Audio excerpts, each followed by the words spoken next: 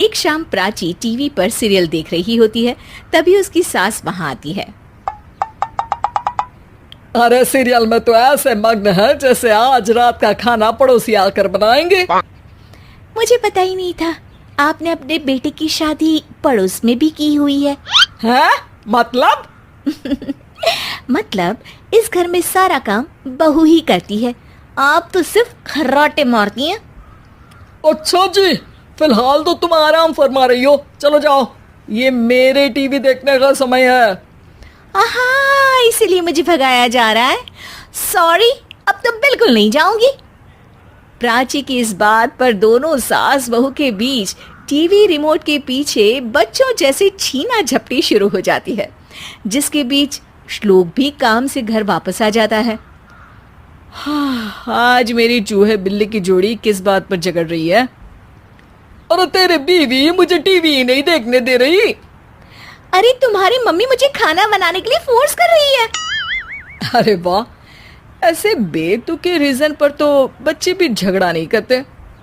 अरे मुझे कुछ मत बोल, सब इसने ही शुरू किया है।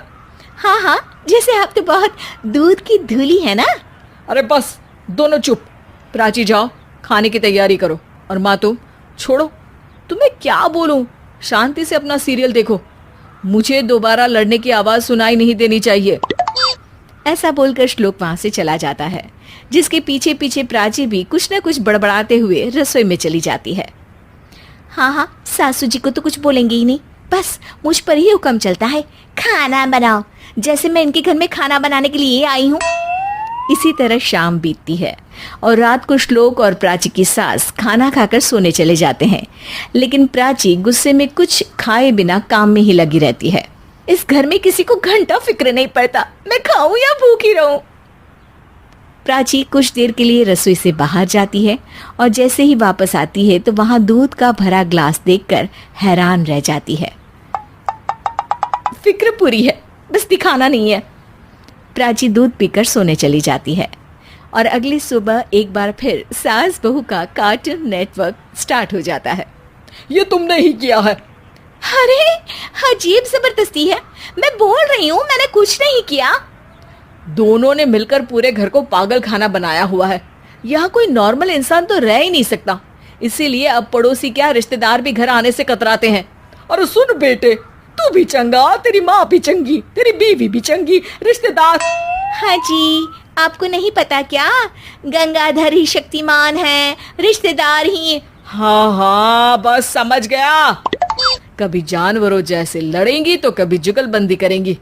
भाई मैं आप दोनों के बीच में नहीं फंसना चाहता। सास बहू की इस मनमौजी जोड़ी से परेशान होकर श्लोक अपना सिर खुजलाता वहां से चला जाता है।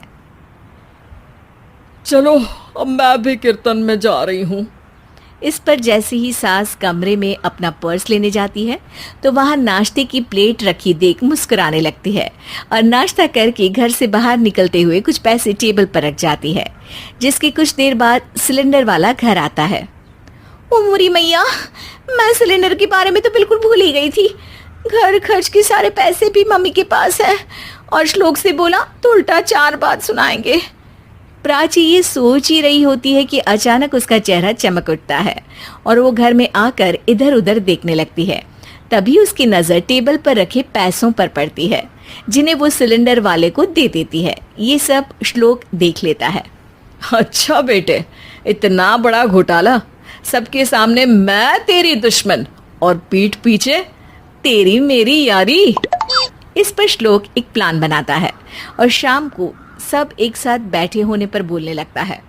माँ, तुम दोनों की बहुत लड़ाई होती है, इसलिए मैं सोच रहा हूँ कि प्राची को उसके घर छोड़ाऊं, इससे वो भी खुश रहेगी और तुम भी। अचानक श्लोक की ये बात सुनकर सास बहू शौक से उसकी तरफ देखती है। अरे ऐसे कैसे घर छोड़ाओगे, मुझे कहीं नहीं जाना।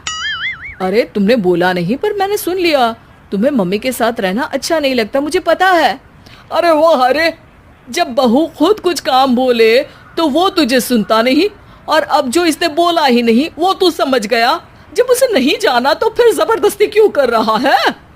अच्छा, फिर आपको मौसी के घर छोड़ाता हूँ, बस अब आप दोनों एक घर में एक छत के नीचे नहीं रह सकती। मैं इस टॉम एंड जेरी की जोड़ी को और नहीं झेल सकता। है? ऐसे कैसे नहीं रह सकते? तुम्हें इतनी दिक्कत है तो तुम्हारा बोरिया बिस्तर पैक कर देती हूँ, लेकिन मम्मी जी कहीं नहीं जाएंगी। बिल्कुल यही सुनना था मुझे। अगर दोनों में इतना ही प्यार है फिर हर वक्त ये लड़ाई का नाटक क्यों करती हो? देखा मैंने कैसे माँ किचन में दूध रखती है और तुम उनके लिए कमरे में नाश्ता रखती हो, और कैसे वो पहले ही तुम्हारी दिक्कत समझकर घर में पैसे रखकर बाहर जाती है। अरे भाई, इतना ड्रामा तो डेली सोप में भी नहीं होता जितना तुम दोनों ने इस घर में फैलाया हुआ है।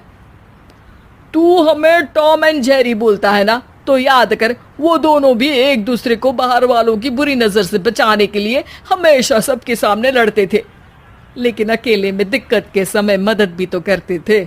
बस हमारा रिश्ता भी कुछ ऐसा ही है। और वैसे भी अगर सास बहू में तू मैं नहीं होती तो दुनिया वालों को कहानियां कैसे मिलेंगी?